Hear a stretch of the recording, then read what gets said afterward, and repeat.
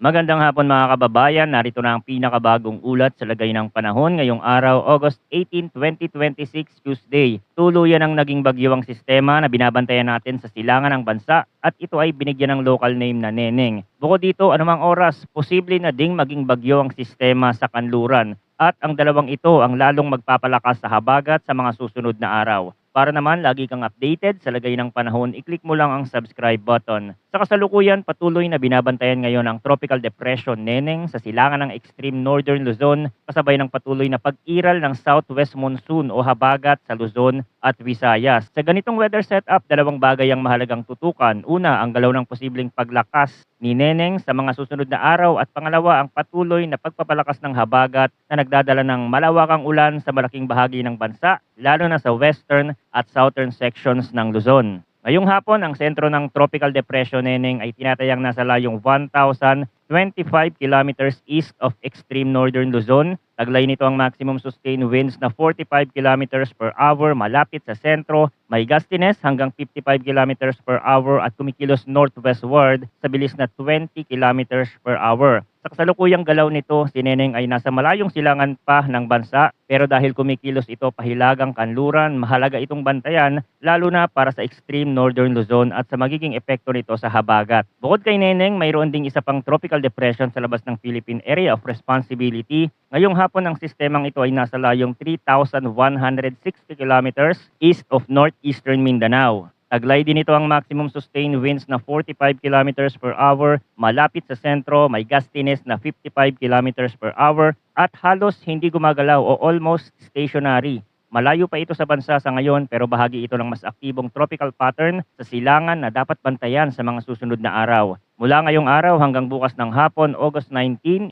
inaasahan ng 100 hanggang 200 millimeters ng ulan sa Zambales, Bataan, Cavite, Batangas at Occidental Mindoro. Ito ay heavy to intense rainfall. Sa ganitong dami ng ulan, mataas ang posibilidad ng flash flood sa mababang lugar at landslide sa mga bahaging may matatarik na dalisdis. Sa Zambales at Bataan, direktang ramdam ang habagat dahil nakaharap ang mga lugar na ito sa West Philippine Sea. Kasama rin mula ngayong hapon hanggang bukas ng hapon ng Metro Manila, La Union, Benguet, Pangasinan, Ilocos Sur, Abra, Tarlac, Pampanga, Bulacan, Nueva Ecija, Laguna, Rizal, Oriental Mindoro at Antique sa 50 hanggang 100 millimeters na rainfall outlook. Ito ay moderate to heavy rainfall. Sa Metro Manila, sapat ang ganitong dami ng ulan para magdulot ng pagbaha sa underpass, mababang kalsada, creekside communities at lugar na mabagal ang drainage. Sa Pampanga, Bulacan, Tarlac at Nueva Ecija, maaaring maapektuhan ng low-lying barangays, agricultural areas at mga kalsadang madaling maipunan ng tubig kapag nagtagal ang buhos. Mula bukas ng tanghali hanggang Thursday ng tanghali, August 20,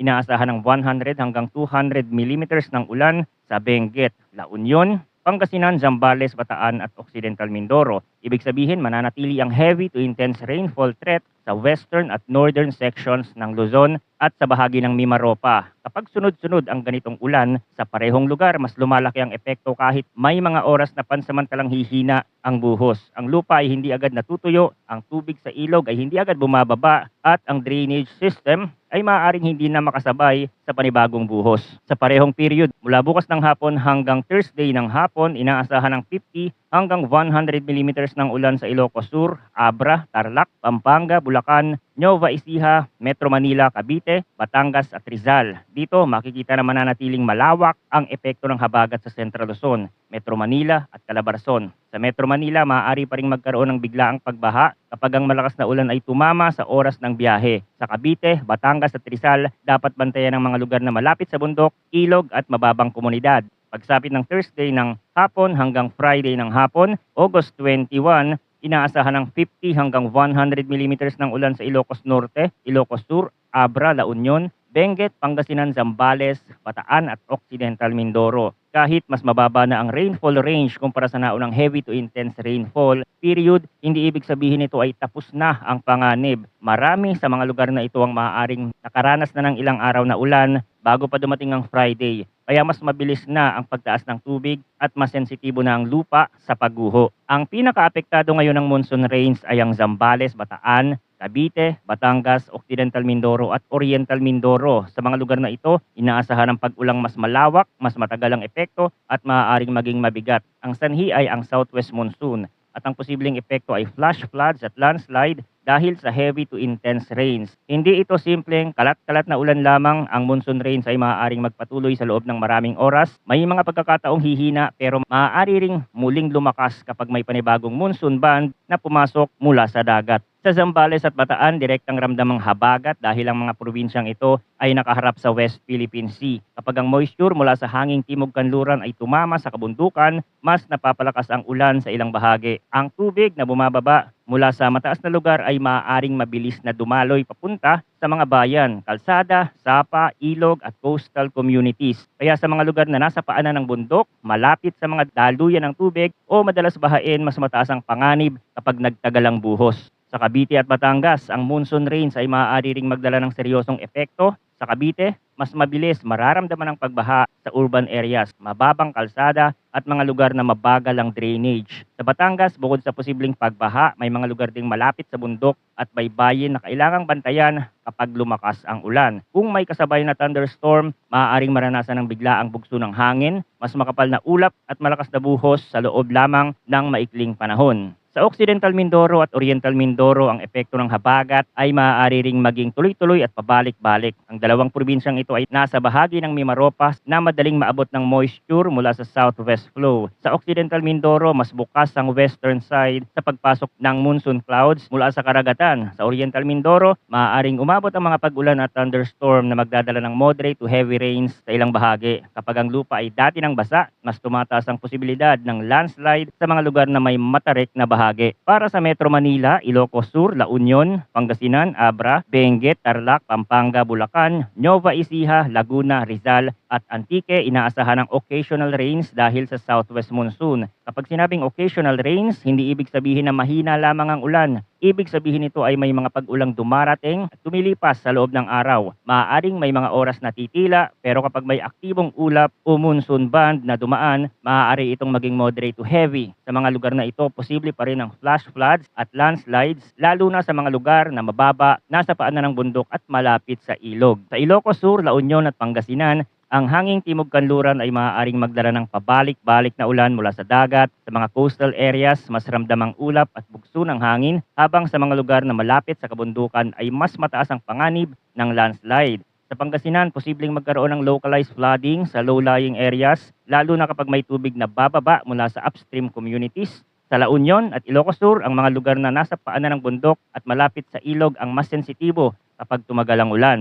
Sa Laguna at Rizal, ang mga lugar na malapit sa bundok, lawa at ilog ang mas dapat bantayan kapag lumakas ang ulan. Sa Rizal, ang terrain sa ilang bahagi ay maaaring magpataas ng landslide risk kapag tuloy-tuloy ang buhos. Sa Laguna, maaaring magkaroon ng localized flooding sa mababang lugar at sa mga kalsadang malapit sa drainage channel. Sa Antique, dahil nasa western side ng Visayas, maaaring maabot ng moisture at magdala ng occasional rains na maaaring maging moderate to heavy sa mga lugar na malapit sa kabundukan at baybayin. Mas kapansin-pansin ang epekto kapag may aktibong monsoon band. Para sa natitirang bahagi ng Visayas, partly cloudy to cloudy skies ang inaasahan na may isolated rain showers o thunderstorm dahil sa southwest monsoon. Hindi man kasing lawak ang pag-ulan kumpara sa western sections, nananatili pa rin ang posibilidad ng severe thunderstorm sa ilang bahagi. Kapag naging severe ang thunderstorm, maaari itong magdala ng malakas na ulan, pagkulog, pagkidlat at biglaang bugso ng hangin. Sa mga lugar na mababa o malapit sa matatarik na bahagi, posible pa rin ang flash floods o landslide kung magiging matindi ang ulan. Dumako tayo ngayon sa forecast wind and coastal water condition. Para sa western at southern sections ng Luzon, inaasahan ng moderate to strong na hangin mula southwest. Ang coastal waters ay moderate to rough na may taas ng alon mula 1.5 hanggang 3.1 meters. Ito ang mas sensitibong bahagi ng marine forecast dahil direktang nakaharap sa habagat ang mga baybayin sa kanluran at timog ng Luzon. Sa mga coastal areas ng Zambales, Bataan, Cavite, Batangas, Mindoro at iba pang western seaboards, maaaring maging maalog ang dagat lalo na kapag may kasabay na thunderstorm o mas malakas na bugso ng hangin. Para sa eastern sections ng Mindanao, moderate to strong ang hangin mula south to southwest. Ang coastal waters ay moderate to rough na may taas ng alon mula 1.5 hanggang 2.8 meters. Ibig sabihin may bahagi rin ng Mindanao na maaaring makaranas ng mas maalog na karagatan kahit localized thunderstorm ang mas pangunahing dahilan ng biglaang ulan sa ilang lugar. Kapag may thunderstorm sa ibabaw ng dagat, maaaring mabilis lumakas lumakas ang hangin at tumaas ang alon. Sa ganitong kondisyon, maaaring maging mapanganib ang biglaang pagbabago ng panahon sa mga baybaying komunidad. Para sa natitirang bahagi ng bansa, light to moderate ang hangin mula southwest. Ang coastal waters ay slight to moderate na may taas ng alon mula 0.6 hanggang 2.5 meters. Mas banayad ito kumpara sa western at southern sections ng Luzon at eastern Mindanao, pero hindi ibig sabihin na palaging payapa ang dagat. Kapag may thunderstorm sa ibabaw ng karagatan, maaaring pansamantalang lumakas ang hangin at tumaas ang alon sa mismong lugar na tinatamaan. Kaya kahit slight to moderate ang general condition, may posibilidad pa rin ng biglaang pag-alon sa ilang bahagi. Sa kasalukuyang track ni Bagyong Neneng, inaasahan itong kikilos pahilagang kanluran. Sa ngayon, hindi ito inaasahang maglalandfall sa kalupaan ng Pilipinas, pero inaasahang kikilos ito papunta sa Taiwan area at posibleng maglandfall doon sa Thursday, August 20. Habang lumalapit ito sa hilagang bahagi ng rehiyon, maaari nitong palakasin ng habagat. Ibig sabihin, kahit hindi direktang tumama si Neneng sa bansa, maaari pa rin itong dagdagan ng ulan sa western at southern sections ng Luzon at ilang bahagi ng Visayas. Mahalagang maintindihan ang indirect effect ng bagyo sa panahon ng habagat. Hindi kailangan dumaan mismo ang sentro ng bagyo sa Metro Manila, Calabarzon, Western Luzon at Western Visayas para magkaroon ng malakas na ulan. Kapag ang bagyo ay nasa tamang posisyon sa silangan o hilagang bahagi ng bansa, hinihila nito ang hanging timog kanluran. Ang hanging iyon ang nagdadala ng makapal na moisture mula sa dagat papasok sa Pilipinas. Kaya may mga pagkakataon na walang landfall sa bansa, pero ang ulan ay malabagyo ang epekto dahil pinalakas ng bagyo ang habagat. Gamit ang ibang weather model, makikita rin ang mabilis na paglakas ng sistema sa kanluran at mataas ang posibilidad na ito ay maging bagyo. Kung ang sistemang nasa kanluran ay magiging bagyo habang nasa loob ng Philippine Area of Responsibility, bibigyan ito ng pangalang OBET. Kasabay nito, naging bagyo na nga ang low pressure sa silangan bilang si Neneng habang may isa pang tropical depression na malayo pa sa silangan ng northeastern Mindanao. Dahil dito, mas nagiging aktibo ang paligid ng bansa at mas nagiging mahalaga ang pagbabantay sa magiging interaksyon ng mga sistemang ito sa southwest monsoon. Kung si Obet ay mabuo sa kanluran at si Neneng naman ay patuloy na kumilos patungo sa Taiwan area, maaaring maging mas malakas ang hatak sa habagat. Kahit hindi sila direktang tumama sa kalupaan ng Pilipinas, maaari silang magkaroon ng malawakang impluensya sa pagulan. Kapag may sistema sa kanluran at may bagyo sa silangan o hilaga ng bansa, maaaring mas maging aktibo ang daloy ng moisture sa paligid ng Luzon at Visayas. Ang resulta ay mas makapal na ulap, pabalik-balik na ulan at mas mataas na posibilidad ng heavy to intense rain sa mga lugar na nasa ilalim ng monsoon flow. Ang ganitong setup, ang pinaka-apektado ay ang mga lugar na nakaharap sa West Philippine Sea at sa Southern Luzon. Kabilang dito ang Zambales, Bataan, Cavite, Batangas,